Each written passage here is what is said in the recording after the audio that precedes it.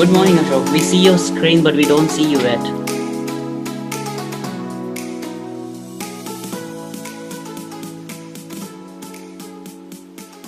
Perfect. Now you're on the screen. Unmute my audio. You should be able to hear me Yes. now. Yes, All right. everything is good. So, thank you so much, Ashok. And people, if you did not meet Ashok yesterday, he's the founder and CEO of STAG Software. He made an amazing contribution to our expert panel yesterday, and I honestly don't think he needs another different introduction. And I'm sure you know what to expect from his talk today. So, Ashok, without delaying further, I will let you rock the stage. Thank you. Thank you, Lalit. So I presume all of you are able to see and hear me. Good. So what I'm going to talk is something that's very dear to me, something that I've been following for many, many years. Something that is not typical of testing, but something that helps me professionally and in my other activities. The question here is, it's not about just doing good tests, it's about ultimately being brilliant. And that's where I'm trying to ask, what does it take to get there? Is it technology? Is it just knowledge of our discipline and our domain? Or is it something more? And where I see this is, it takes something more to go deeper. The word is flow, and that's what I'm going to really talk about. So just imagine a situation. I think if you're Indians, you understand this pretty easily. Driving in India, a foggy bad road, you're going fast, you're probably driving a complex machine, and the others on the road are not all organized. So what do?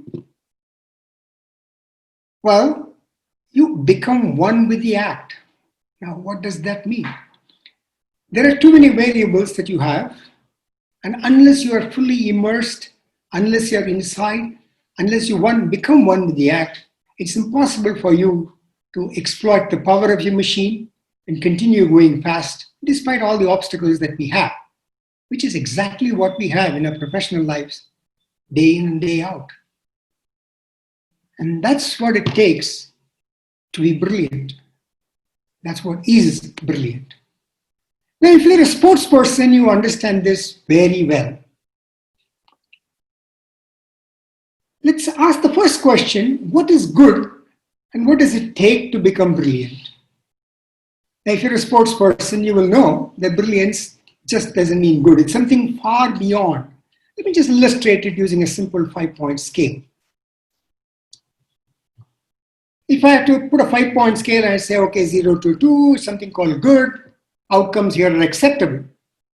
I can do, I have the knowledge to do, so I deliver good stuff. Going forward, well, I have a lot more experience now. In our case, it's the experience with testing, domain, technology, a whole bunch of stuff. The outcomes rise sharply with more experience. And they're able to do very well simply because of our experience. And that's where we get to great. You see the difference? It's sharp. See? So experience comes in very handy. That's where skills happen from knowledge. Now, the last to me is the brilliance. The outcomes here rise very slowly and they peak, meaning they get to the pinnacle. And that's the point when you really react spontaneously to anything. You are one with the act. So if you are a sportsman or if you are very passionate about some sport, you will appreciate this, getting to the peak. Being brilliant, you just react spontaneously. And that's for me where brilliance is all about. And what does it take to get there?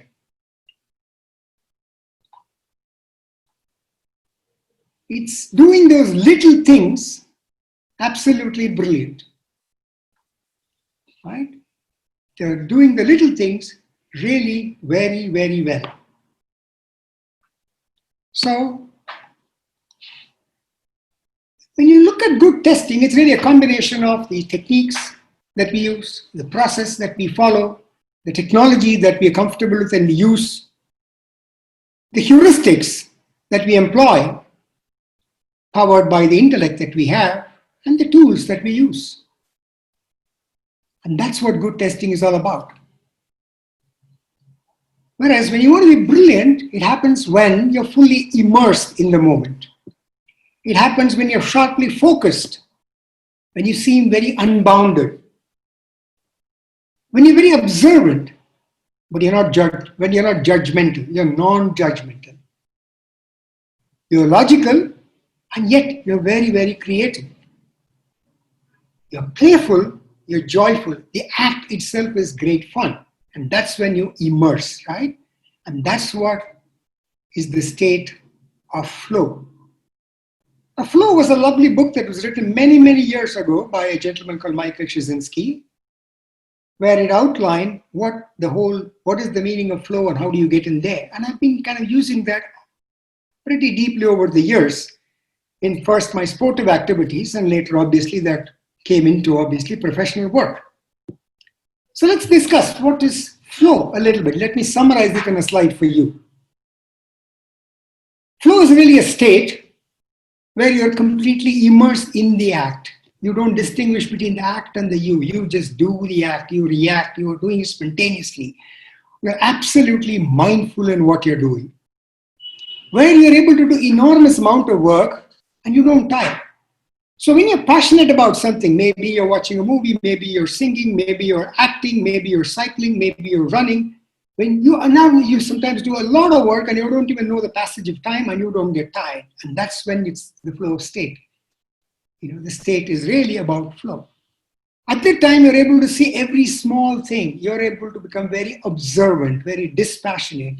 Things that we as testers really need to be very good at so that we can go beyond the good into great, into brilliance. Obviously, when you're there, you're very agile. You're reacting because you remember you're spontaneous now. You're reacting fluidly, and that's exactly what happens. And at this point, time seems frozen. Or put it a little differently, infinitely stretched. And many a time I've encountered this in my other piece of work, which is long distance cycling. When I say long distance, we're talking about 3-4 digits of numbers non-stop. So we're talking about a few hundred kilometers, maybe a couple of thousand kilometers non-stop. So that's the time when you are riding continuously non-stop. Suddenly when you get into that state, you don't even know that you're doing it. It just goes. You're not at all stressed. You kind of float. And that is really a funny state. It's a state of opposites, but there's no tension. And that is when you generate the maximum power. That is where you generate power without you knowing, without you struggling. And that's the state, gentlemen and ladies, that all of us want to be in when we solve problems. And that's the state that you want to be in, especially when you're time crunched, to do whatever work. In our case, obviously test. So just imagine if you were in a short session and you were doing really focused testing, and if you could be like this, then imagine the power that you would have and imagine the work that you would do.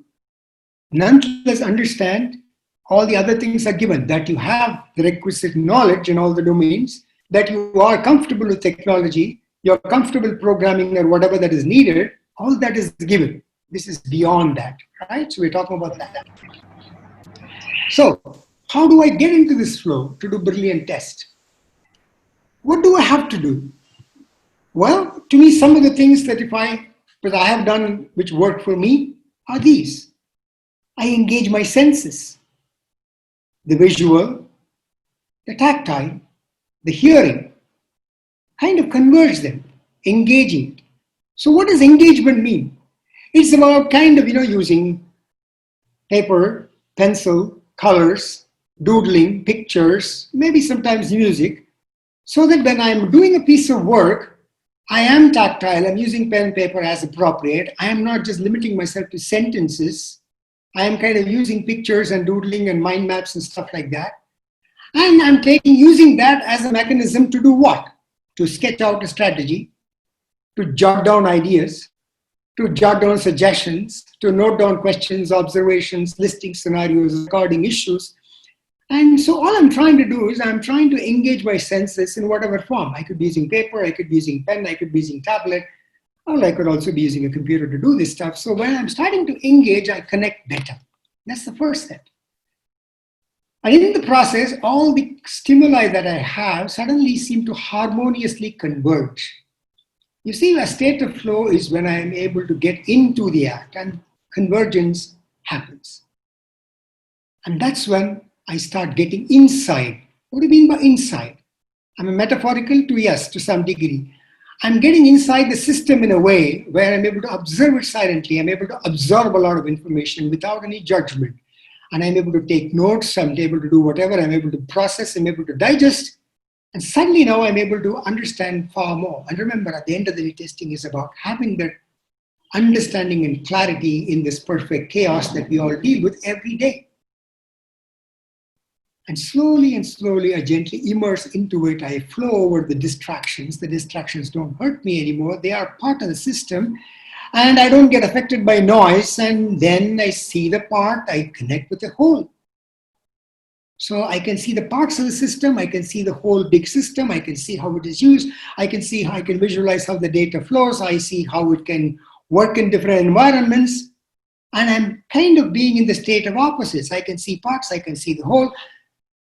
I can be silent and I can flow over the distractions. And even though I'm outside the system, I visualize the inside better. And that's what it is to be in a flow. How do you get there? If you're a sportsman, to get that little thing, to be able to react spontaneously, you need immense practice.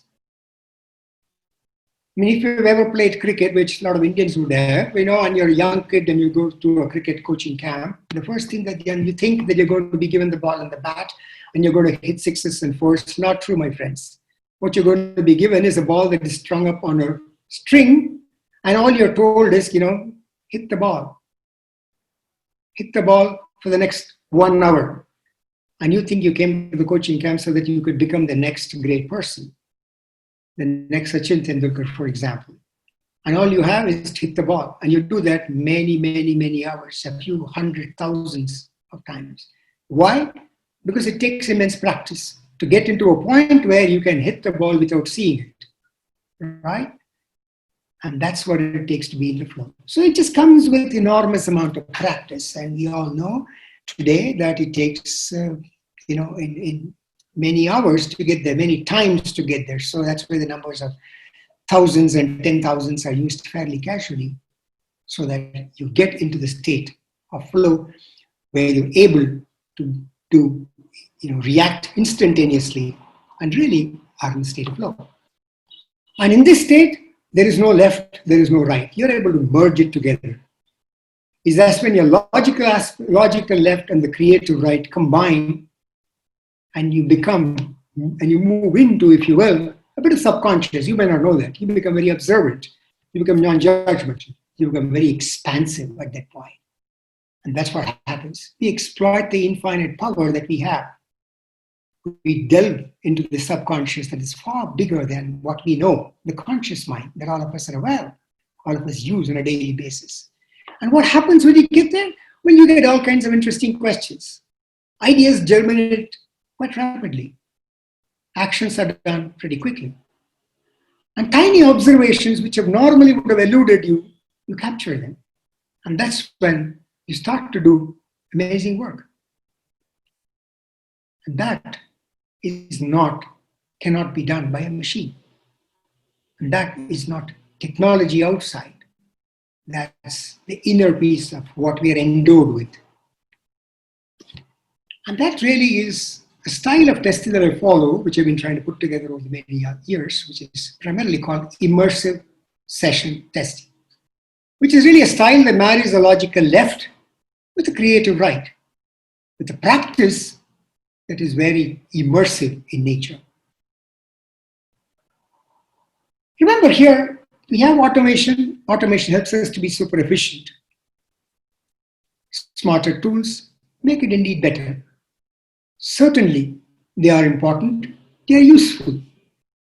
There's nothing to be really worried about it. It's a brilliant tool that we need to exploit so that we can go further up in the entire hierarchy. Now, what we can do now is to delve deeper, to complement the machine, to be brilliant, to exploit the power of subconscious that all of us have.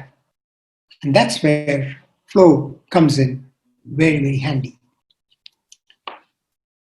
Now, practice is something that's very deliberate, very humbling. And to get there, to become good, great, and subsequently brilliant, of course, we do learn. We certainly have to unlearn. We use the knowledge, we use the experience gained. But then, to really become, in some sense, far more brilliant, it takes an enormous amount of practice to harness the innate potential, to be able to do it repeatedly, to be able to observe what we are doing, and to be able to understand what we are doing, what mistakes we are doing, and therefore become far more observant. And ultimately, you get into a state where you don't distinguish the act happens. And that is when, I think, when we are doing work in short amount of time, we seem to do far better. It's no more an act of tension. It is when we are absolutely kind of laser focused. Now, that's really what flow is all about. That's really what it takes, to do absolutely brilliantly.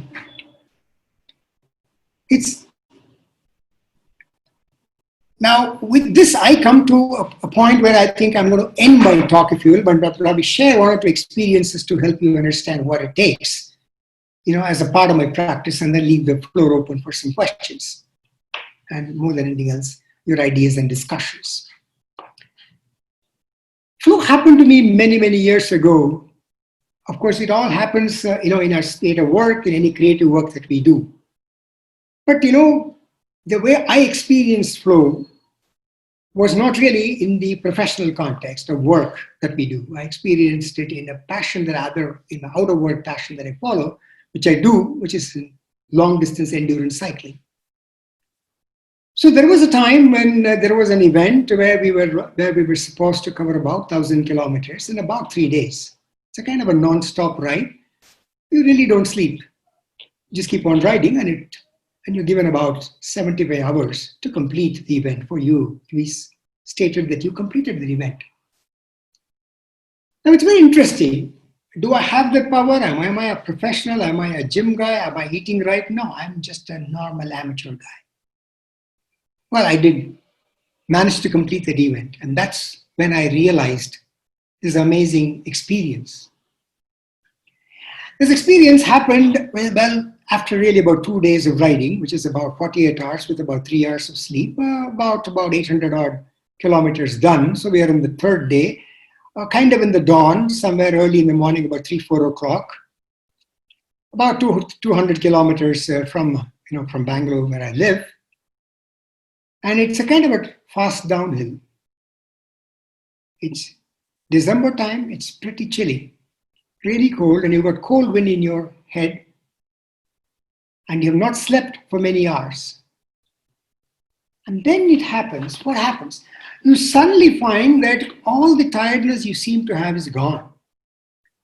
Amazingly, when you look at the speedometer, if you will, on the bike, on the cycle, it's showing a fairly fast speed of about 30, 40, 50, 40, 45 kilometers per hour, which is pretty fast.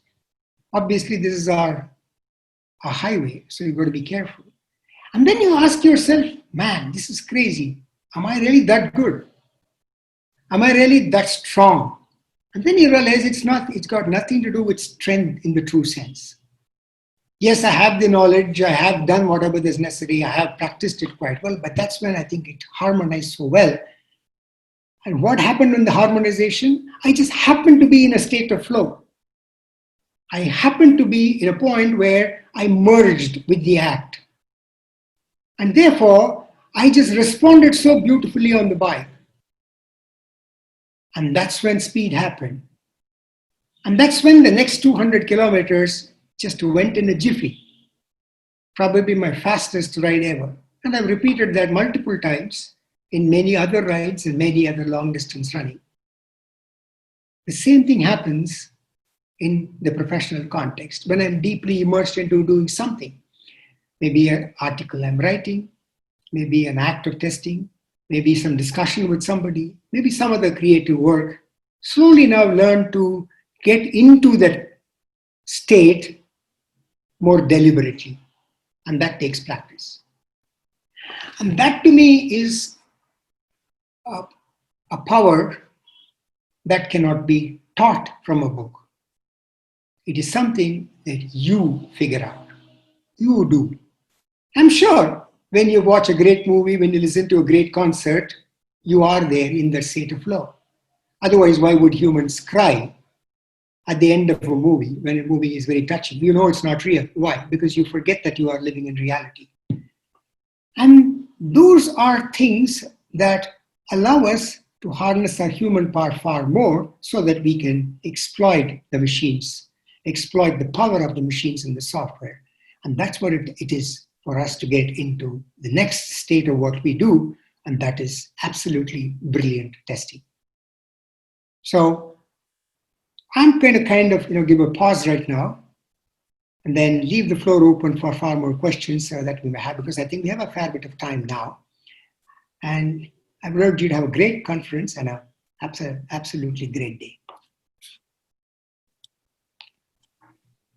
So let me try to put up the questions here. So, yeah, you can see those in Q&A section. Can you find it?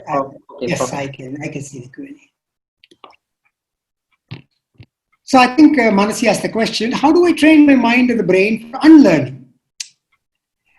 I don't know if I can give you, I don't think all these answers are going to be like this perfect stock answers. I'll give you a hint, a heuristic, and I'm quite sure you can take it on from there. And the question here is about, you become, as you would know, you would probably become a little conscious about the fact that maybe what I'm doing is wrong. And that's first level is to be open to the notion of consciousness that, hey, I am probably doing something stupid. And then slowly you're able to get into a state of acceptance that you do something stupid after all. And then, of course, it becomes a practice. And that's how you start training, is slowly, right? It's not something you can switch it on, per se. So Ramit asked the question, any practices that you advocate that we should follow to achieve the flow? Well, one of the things that I'm sure if you do some meditation, your mindfulness, you obviously will get there. Any practice that allows you to become mindful, you get there.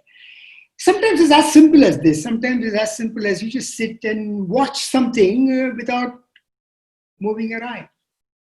So what happens? You are completely inside that, if you will, after a few minutes. It can be initially very stupid, boring, etc. But it's a practice, right? So it could be as simple as I just look and stare at you continuously for some time, or stare at an object continuously for some time. So what am I trying to do? I'm trying to empty my thoughts. And in the process, I can see a million thoughts that happen. And in the entire process, I'm starting to observe. We're not throwing anything. We're not concentrating. We're not suffering it. We're not creating more tension. We are really being very, very, very observant. So it's a kind of one such practice. The problem with the current day is we live in a very, very fast world, and therefore we are always switching context every time. It's perfectly okay. It doesn't mean that you don't switch context. It just means you observe that you're switching and you become very observant to 20 things that you're doing. And that is slowly builds upon the ability for you to observe and get into the flow.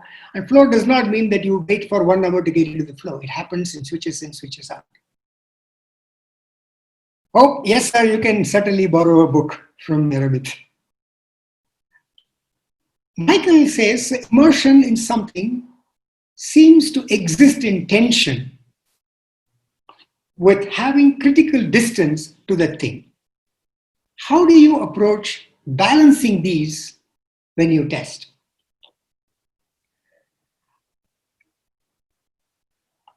I think when we are probably exploring something, exploring, let's say, a product, you don't understand the whole stuff. It seems a bunch of chaos. It seems a bunch of disconnected pieces, right? And obviously, it is causing a lot of tension in what we do. That's number one. Now, obviously, we're seeing it. There is a certain amount of distance, and you do get upset about it, and therefore, it's very difficult for you to disengage and just watch it critically, right? So, when we get into the state of tension and you slowly have built the ability to say, okay, this is a bunch of chaos, I'm going to sift it, I'm going to sift it, I'm going to explore it, I'm going to deep dive into it, I'm going to experiment with it. And slowly the fuzz, the fog kind of slightly goes away. And since we're trying to cultivate the notion of being a little dispassionate, you're trying to ensure that you maintain a certain amount of distance, that is basically you're becoming more like an observer, and in the process, therefore, get far more better information. And that's something that is an act that we cultivate over time.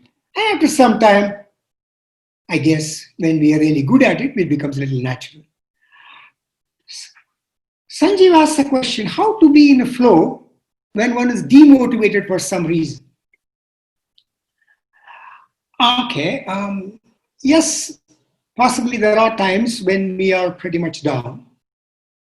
I'm not going to tell you light a candle, light an incense, put some music and suddenly magic is going to happen. Certainly not.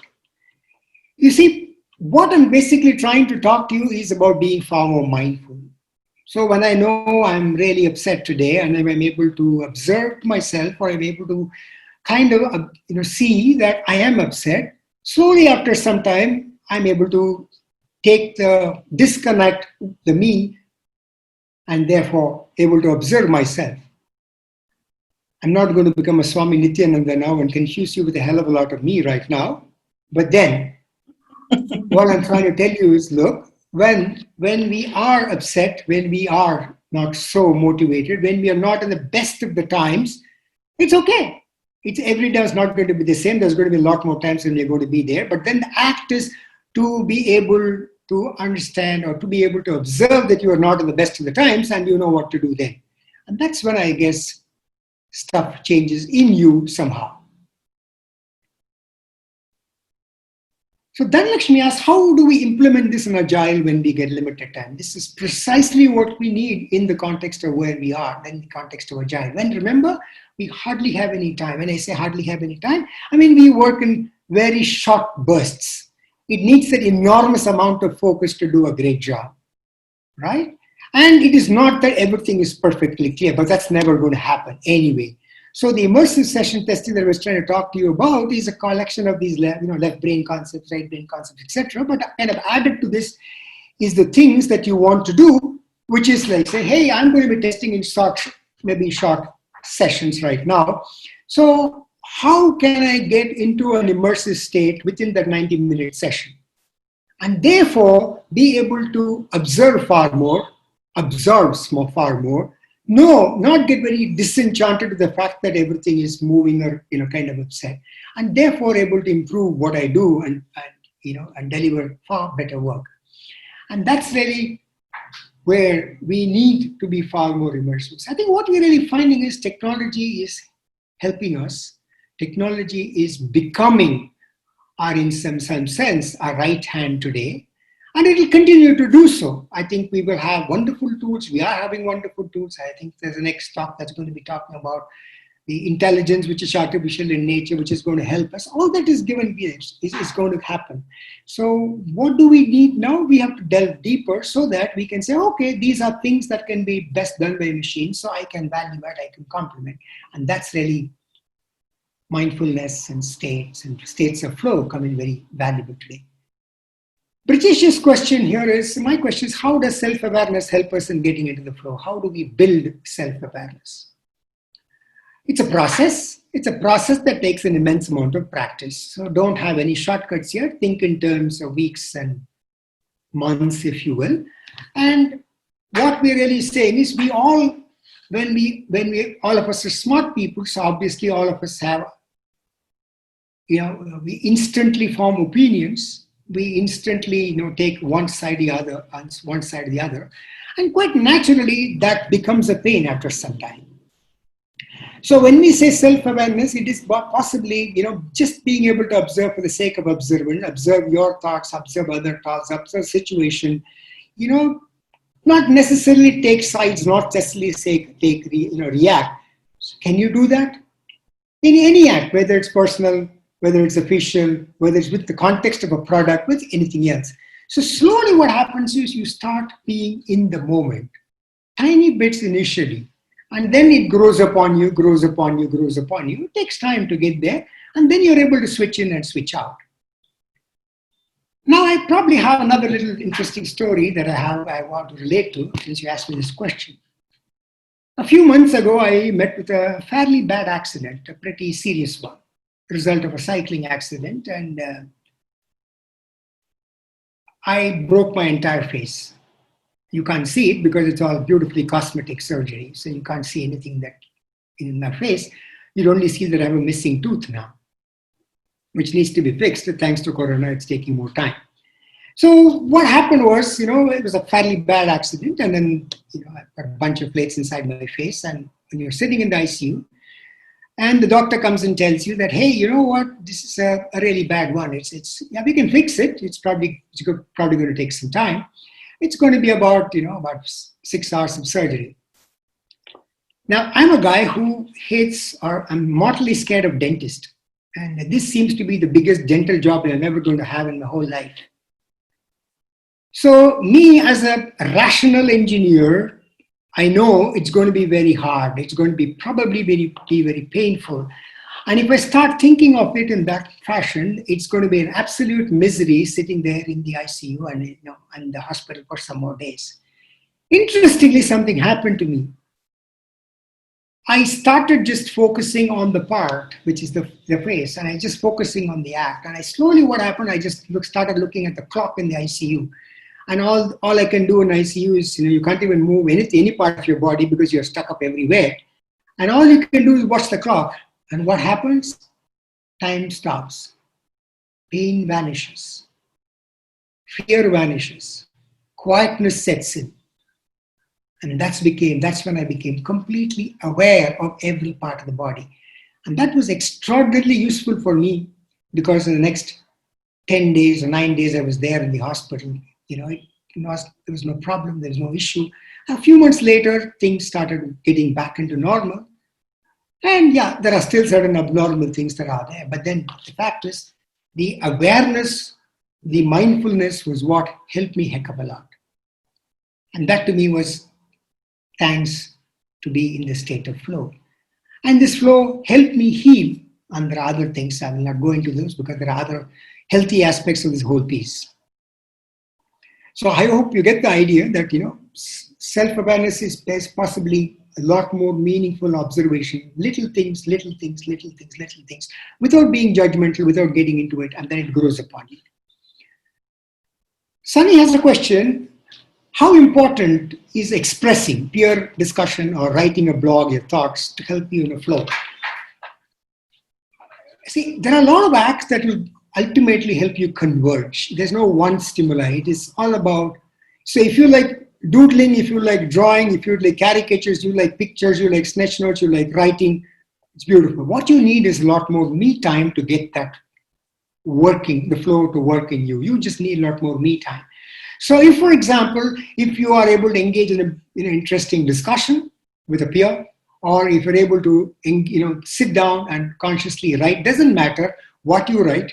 Could be a blog which is in testing, or could be a blog in engineering, or could be a blog which has nothing to do with any of these professional pieces of work. And if you're able to get the me time and you're able to get into that act a moment, it's a particular tool to help you get into the flow. So would it help? Oh yes, it will help. Now, would just simple whistling help? Oh yes, it would help.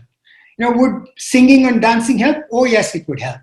Remember, all these are stimuli for you to get into something that kind of gets into a bit of a repetitive state initially, And then when you start observing the repetitive state, you yourself are able to modify it continuously. And that's when you change without you knowing. And one day you know that you've changed.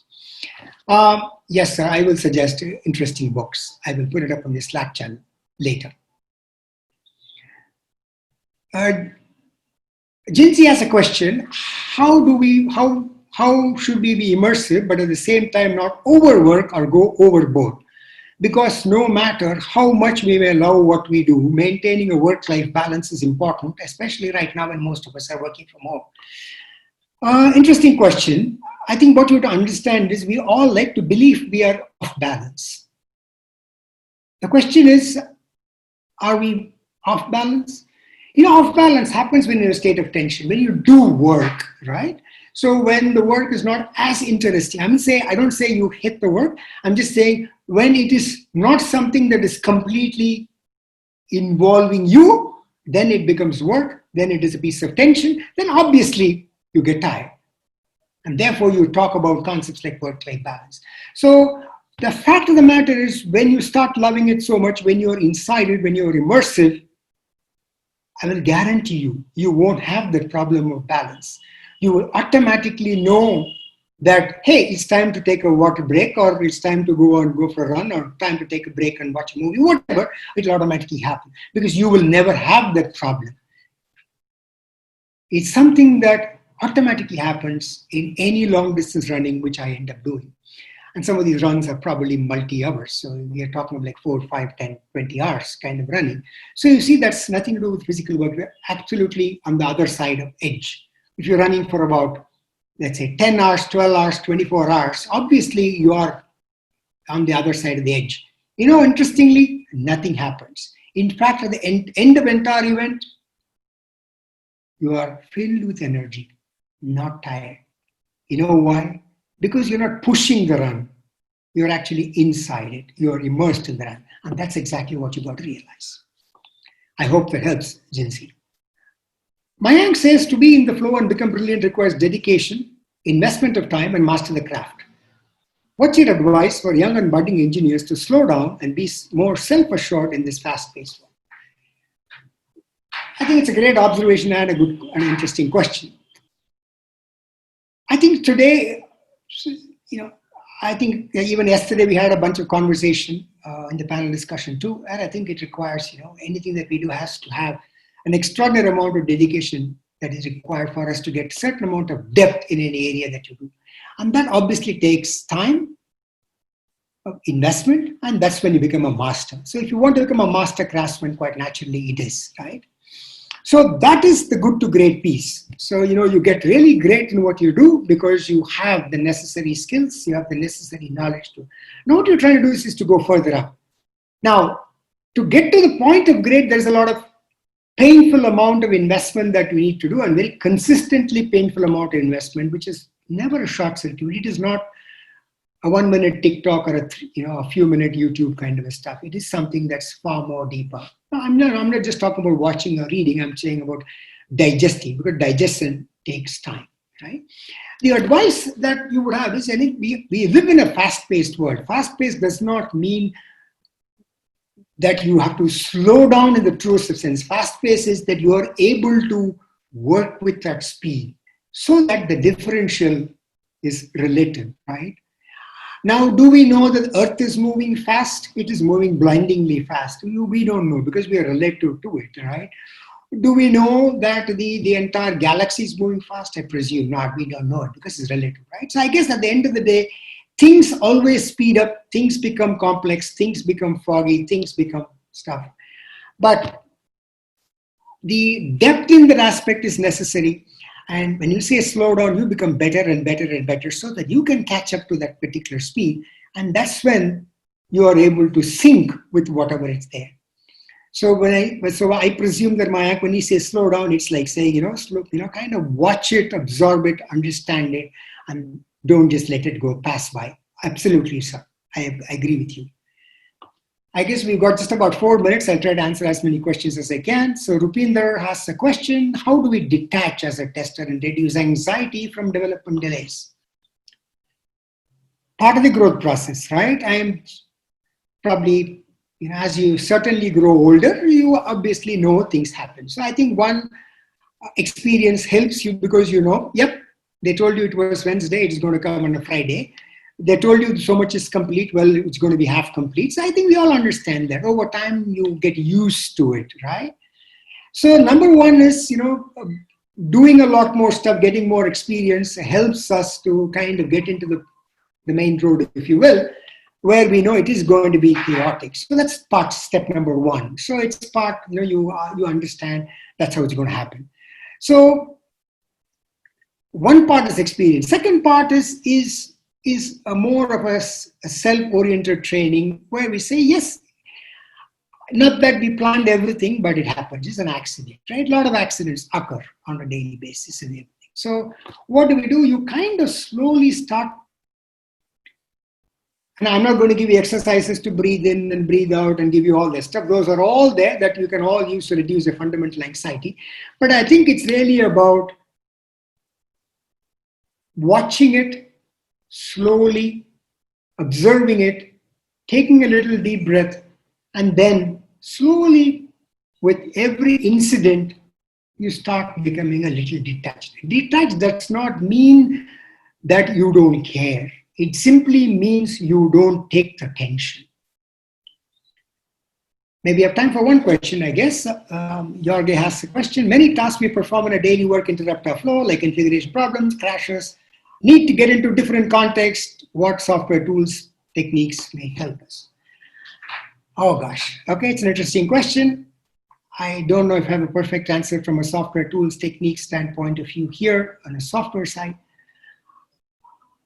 All I think you probably know better tools that you already use that could help you, but what I'm going to give is possibly the fact that there is a lot of interruptions that are there every day, technical, some of them non-technical.